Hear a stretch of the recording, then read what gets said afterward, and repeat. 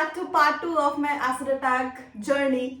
So part 1 में आप लोगों ने देख लिया कि कैसे मुझ पर एसिड अटैक हुआ था, कैसे मैं अपनी जान बचा के भागी एंड कैसे मुझे एक हॉस्पिटल ले जाया गया. पुलिस वालों ने ले गए थे मतलब एक हॉस्पिटल, गवर्नमेंट हॉस्पिटल, बट वहाँ पर बर्न यूनिट नहीं था. तो मुझे इंजेक्शन दे के, आई डोंट नो कौन सा इंजेक्शन था, बट कुछ इंजेक्शन दे के और मुझे वहाँ से ट्रांसफर. और बहुत भीड़ लग गई थी, हॉस्पिटल के सारे स्टाफ आ गए थे. They were asking me who did this to you, तुम्हारे साथ ऐसा किसने करा, ताकि मैं बेहोश हो जाऊं या मुझे कुछ हो जाए तो उनके पास एटलीस्ट अक्यूज का नाम हो कि मैंने ये अपनी गवाही दी थी.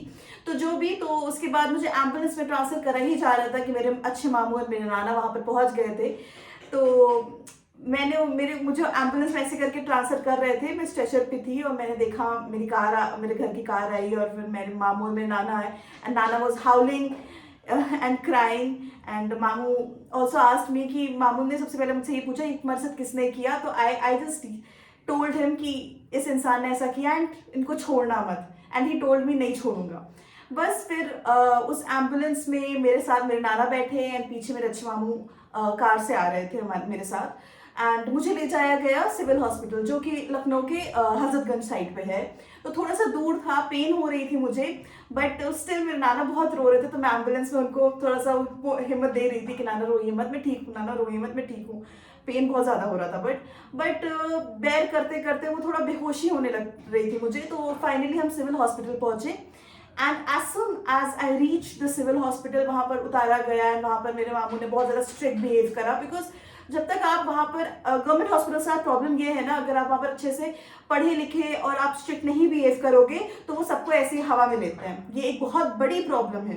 तो बस वहाँ पहुँचे एंड वहाँ पर फौरन मुझे एक आई रिमेम्बर एक डॉक्टर थे और मैं थोड़ी कम होश में थी. मैं बेहोश हो रही थी बिकॉज बहुत पेन था.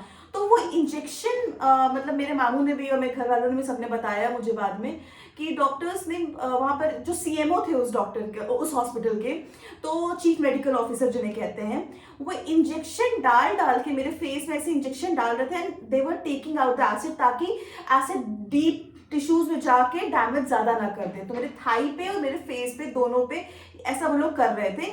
मुझे बहुत कम याद है, हल्का हल्का याद है कि कुछ हो रहा था, बट मुझे कुछ पता नहीं है. फिर मैं बेहोश हो गई, जो भी हो गई, मुझे बेहोश करा गया, मे बी मेडिसिन दे के बेहोश करा गया. एंड आई वॉज इन एक वार्ड था एंड वार्ड में वहाँ पर कोई और भी बैठा हुआ था and my family was with me. मेरी खाला थी उस टाइम पे वहाँ पर एंड मैं चिल्ला के रात में उठ जा रही थी. She used to tell me, अब बताती हैं वो, बाद में बताया उन्होंने कि तुम चिल्ला के रात में उठ जाती. वो तो मुझे भी याद है, मैं बहुत डर रही थी एक्चुअली.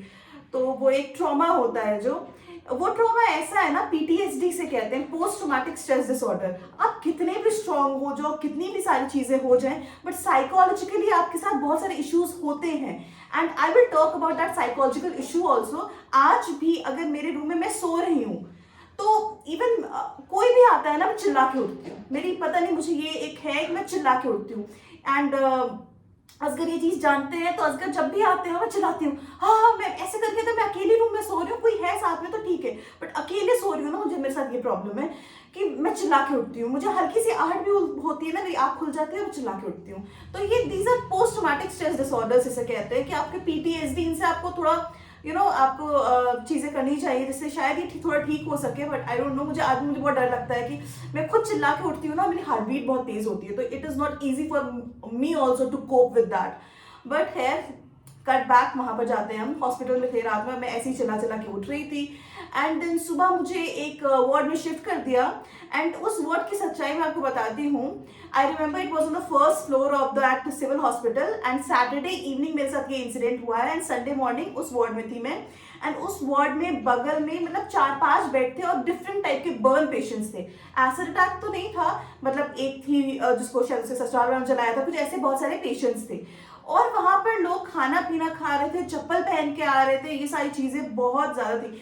मेरा केस तो बहुत ज्यादा हाईलाइटेड था और थोड़ा फैमिली हमारी पढ़ी लिखी थी and we were from upper middle class. तो थोड़ा सा देखभाल हो रही थी क्योंकि फ्रेंड्स थे, मतलब अच्छी, मतलब जान पहचान थी, तो जर्नलिस्ट आ गए थे, बहुत सारी चीजें हुई थी.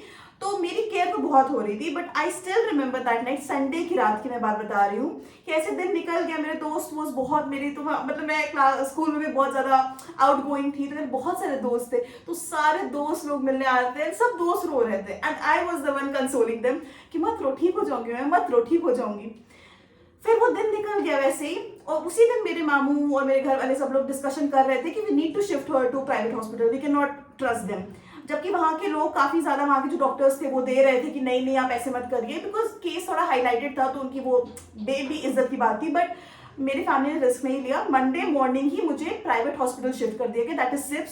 सिप्स जो है लखनऊ का प्राइवेट हॉस्पिटल है जो सिर्फ स्पेशलिस्ट बर्न स्पेशलिस्ट के लिए है, तो that was the best hospital there. तो मुझे वहां शिफ्ट कर दिया गया। बट मैं संडे की रात की बात बताती हूँ, जब मैं गवर्नमेंट हॉस्पिटल में थी तब क्या हुआ कि मेरे बगल में जो लड़की थी वो मोस्टली, मतलब मुझे नहीं पता उसकी एज, मैं ऐसे गेस नहीं कर सकती, बट 20-22 साल से ज्यादा की तो नहीं होगी। एंड मेरी खाला मेरे साथ थी वहां पर हॉस्पिटल में, एंड नर्स आ रही थी मेरे पास बार बार, आपको कोई प्रॉब्लम तो नहीं है, मेरे फेस पे क्रीम लगाना था व्हाइट कलर की, कुछ ऐसे ही पता नहीं क्या क्या कर रहे थे अपने हिसाब से वो कर रहे थे।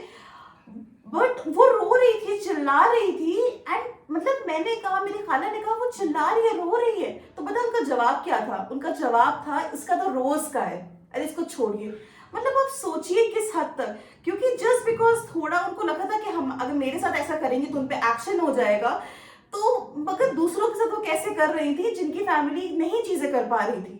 तो सोचिए ये कंडीशन है गवर्नमेंट हॉस्पिटल्स की, एंड आई एम वेरी, मतलब मेरे साथ हुआ है, मेरे एक्सपीरियंसेस हैं। और मैंने जब नरेंद्र मोदी से मिली थी मैं, प्राइम मिनिस्टर, जब ही awarded me, I shared this thing with him, please government hospitals की हालत, बिकॉज मेरी फैमिली ने अफोर्ड कर लिया, व्हाट अबाउट दोस फैमिली जिनकी फैमिलीज नहीं अफोर्ड कर सकती? I don't even know is she alive right now और not, she must have died, because जो बर्न पेशेंट्स डाई वो कैसे मरते हैं, जिनके साथ भी एसिड अटैक या बर्न किसी भी तरह का होता है, they don't die of burn, they die of infection. उनको बहुत प्रोटेक्ट करके रखना पड़ता है, एंड आपने तो एक खुले वार्ड में छोड़ दिया है जहां पर लोग चप्पल, जूते, खाना पीना सब कुछ करके आ रहे हैं।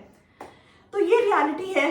एंड देन मंडे मॉर्निंग को मुझे एक प्राइवेट हॉस्पिटल में जब शिफ्ट कर दिया गया, तो वहां पर जाते ही पहले मुझे पूरा वॉश करा गया, पूरा क्लीन करा गया, मेरे मतलब ब्लड टेस्ट हुआ, मेरा रोज दिन में 2 बार ब्लड टेस्ट होता था, सुबह शाम वहां ब्लड टेस्ट होता था कि इन्फेक्शन, और जब ब्लड टेस्ट हुआ ना मेरा इन्फेक्शन 17% बढ़ गया था। और शायद मैं वहां पर रहती तो मैं आज आपके सामने यहाँ पर बैठ के अपनी स्टोरी नहीं सुना रही होती, अगर मैं गवर्नमेंट हॉस्पिटल में होती।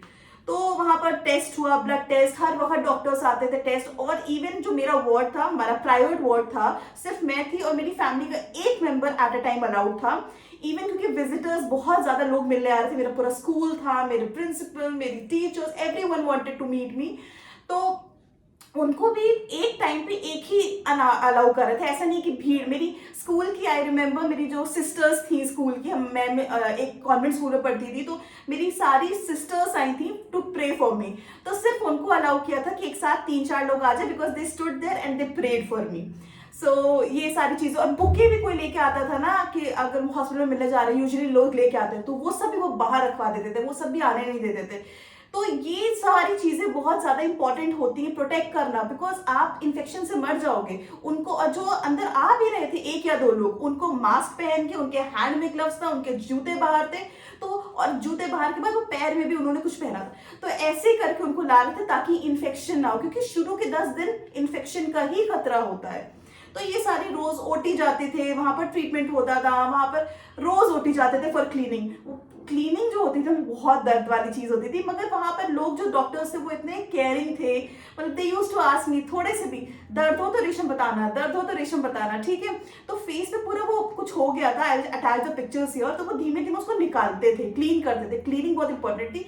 तो उस क्लीनिंग में कहीं कहीं पर बहुत ज्यादा पेन होती थी, तो they used to tell me, दर्द हो तो रेशम बताना, दर्द हो तो रेशम बताना, एंड पैर की ड्रेसिंग होती थी, ये सारी चीजें होती थी। बट हॉस्पिटल में बताए एक मेरा सपोर्ट सिस्टम था, वो थी मेरी फैमिली। मतलब मेरी फैमिली ने मुझे इतना मोटिवेटेड, इतना रखा ना मुझे, मतलब मेरे लिए इतनी सारी चीजें करी ना कि मेरा कभी कभी मन करता था मैं सैड हूं तो मैं उनके लिए नहीं हो सकती थी, मतलब मैं उनको नहीं दिखा सकती थी कि मैं सैड हूं, बिकॉज वो इतना मेरे लिए कर रहे थे, इतना मोटिवेट करते, एंड हमेशा मेरे लिए सपोर्ट करा सबने।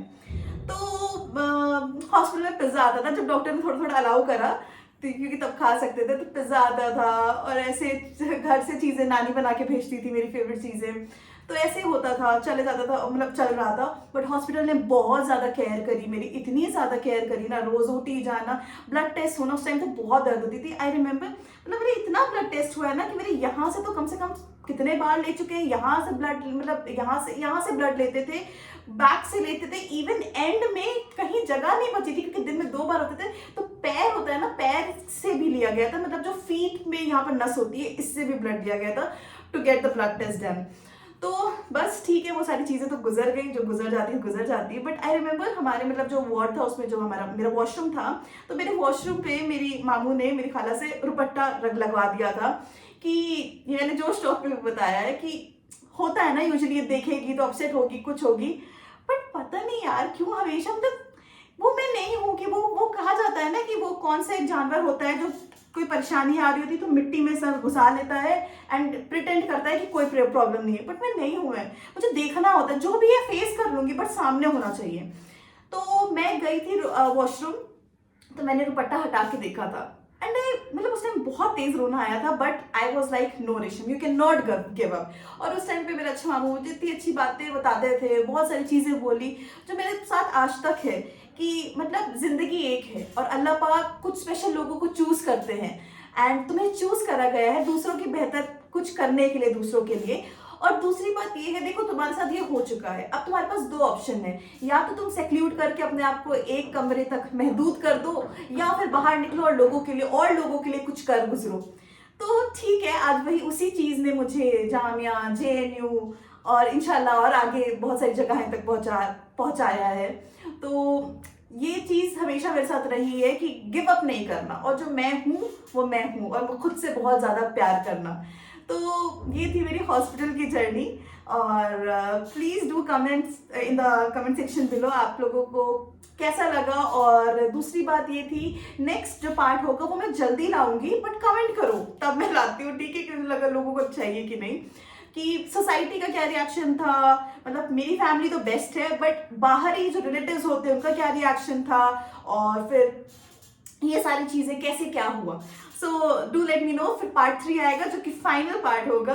एंड अल्हम्दुलिल्लाह I am very grateful for my family, for the people I have, because अल्लाह ने मुझे वो लोग दिए जो मेरा साथ देते हैं, और शायद उन्हीं सब लोगों की वजह से मैं आगे बढ़ रही हूँ। अल्हम्दुलिल्लाह I am very grateful for that. और हाँ, किसी ने मुझसे, मैंने जो फोटोज डाली थी तो उसमें कमेंट करा था कि दीदी आप जब एंजाइटी होती है रिलेटिव्स और ये सारी चीज़ों की वजह से तो कैसे डील करते हो।